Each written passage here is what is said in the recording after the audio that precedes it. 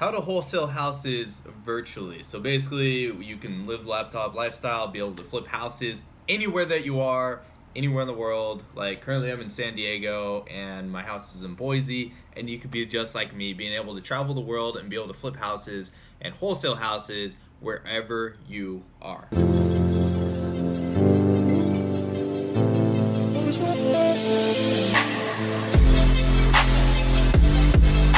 Hey, what's going on, everyone? Devin Knupp here from San Diego, and I hope you guys are having a great day. And actually, this is coming out at night, so that's kind of awkward. But anyways, so how does virtual wholesaling work? And if I could, I would show you guys the amazing view, but it's actually nighttime. I got a little bit lazy with making this video today, but still putting out that fire content. So anyways, now that we're done being awkward, so how does the virtual wholesaling aspect work? The reason why I'm making this video is because, hold on one sec. Sorry, since we're on the beach, there's like helicopters literally flying over like every 10 minutes, so I apologize for that.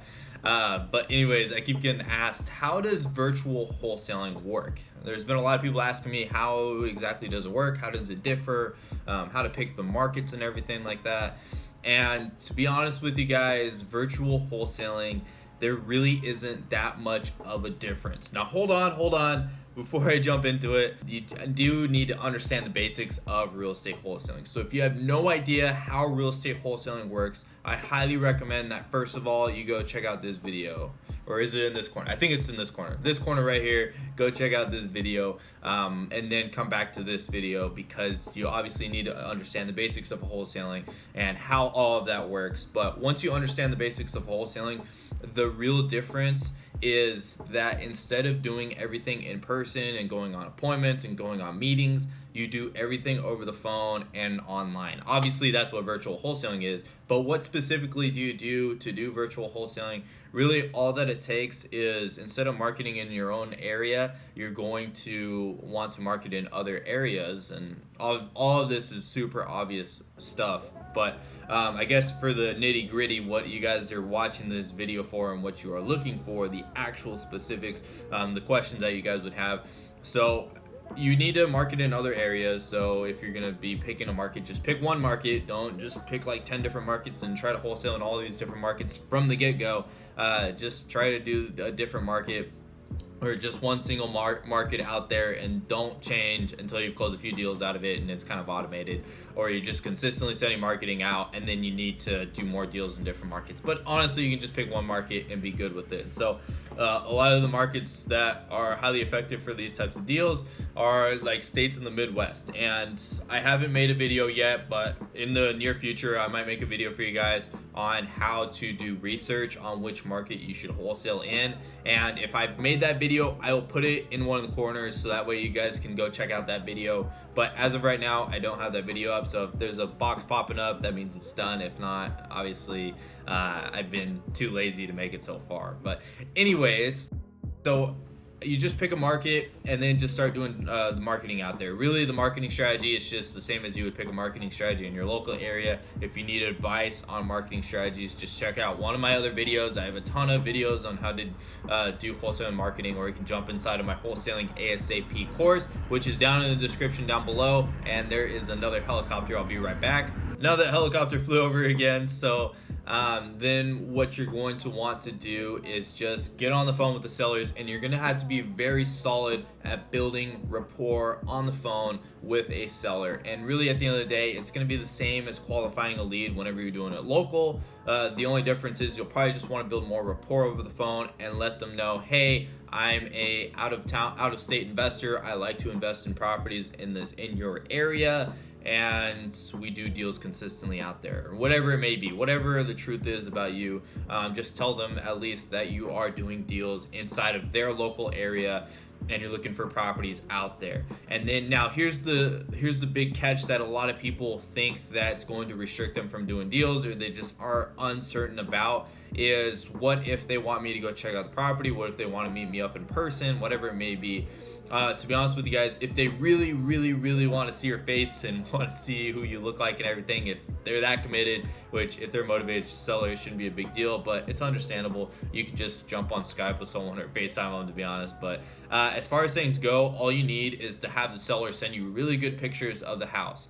And if you feel like you can't trust them, or they really need someone that's a representative or someone that you know to go check out their house for them, what you can do is just create a posting on Craigslist, or maybe go into Facebook Marketplace and hire someone, maybe pay them $20 to go inside the house and just take pictures for you. Just tell them to go through the house, take pictures. You're an out-of-state investor, look interested in buying the property, and you're just looking for someone to take pictures of the house. And someone local would be willing to go in the house, just take some pictures, and just have them say they're a representative for you. Honestly, that's just if you really have to. If the seller is cool with just sending you pictures and you making your assessment of you taking the pictures, then awesome. As far as the contingency goes and the contracts, with this, I have to say this part first, and I'll give you guys my actual personal advice, but I can't give you guys legal advice because I'm not a real estate attorney, nor am I giving you guys advice, so I'm not being held accountable for whatever advice that I give you guys on this channel and in this video specifically. But as far as contracts go, I recommend just use whatever general contract you can find. I put all my wholesaling contracts in the description of every video, so if you guys want to go check it out, I'll put it down in the description down below. So if you guys need the contracts, you can just use really any contracts, and it's not going to be a big deal. Obviously, if you can get local contracts to the state, that'd be the best bet, just as like kind of a safekeeping, but at the end of the day, it's not a big deal. And so with this, just use whatever contracts that you can, sign up the deals, and really at the end of the day, it's just about figuring out how motivated the seller is in the circumstance, and the more motivated they are, the easier it is going to be to go out there and close a deal. Don't really worry about everything too much. It's kind of like if I were to start doing virtual wholesaling, or if I were to get into a virtual market, which I have done virtual wholesaling technically like a few times, but it's not my main gig. For virtual wholesaling, really what I would do is just try to find motivated sellers, get them as low as possible. I wouldn't really care about the numbers too much. I would get like a general gist of it. And if you need help pulling the ARV on a house, I'll put the video right here. I'm just hooking you guys up with all these videos in this video.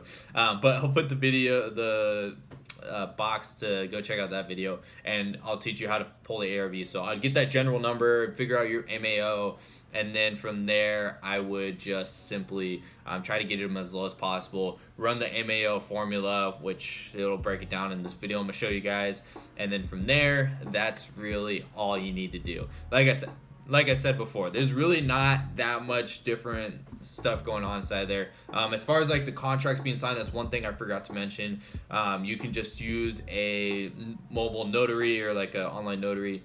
So what you can do, what I usually do is just use DocuSign, but if they're a little bit older and aren't as familiar with the technology and you're having trouble getting them to sign the paper over the phone, you can pay for a mobile notary. I'll be honest, I don't know the website. If I can find it, I'll put it down in the description down below, or if one of you guys can have it and I haven't put it in the description, please throw it down in the comments if you guys have a mobile notary that you recommend. Like I said, I don't do this too much, but I know kind of the process. It's really just use DocuSign. It shouldn't be a problem. And basically DocuSign is where you can just sign it on your phone, they can sign it on their phone, and then you send it off to a local title company. And then as far as title companies go, you could possibly use your own title company if they are a franchise and they have a franchise inside of the state you're doing virtual wholesale deals. So that would probably be your best bet, so you don't have to try to do everything online with them. Like, you could possibly just work out a relationship with someone in your own state. But at the end of the day, if you don't have that type of connection that has a franchise in that state, then what you could do is simply just contact different title companies out there and find someone that's a real estate investor friendly title company inside of that state that you're doing the deal in. Obviously, like I said, this is literally all the same as a local deal. The only difference is you're just doing everything over the phone and email, which you still kind of do that for a local deal. So really nothing changes. I've just been breaking it down, kind of answering all of you guys' questions. So at this point, if you guys have any questions whatsoever on anything I covered inside this video and I didn't cover it, please drop it down in the comments down below. I may have missed a couple of things, but I think I answered all the general questions, and if I didn't, you guys could drop a dislike on this. But speaking of which, if you haven't already, please smash a like on this video. That'd be highly appreciated. I put a lot of time and energy into these videos, so the only thing that I really ask for making these videos is for you guys to drop a like on my videos. And that applies to all my videos, but this one especially. So anyways, if you haven't already, go check out this video right here. Highly recommend this video. And oh yeah, that video is pretty fire, so I recommend that you go check it out. But anyways, if you haven't already, join the fan, join the game by hitting the subscribe button down below. And on top of that, I am uploading every day, so I'll either see you in that video or I'll see you all tomorrow. Peace.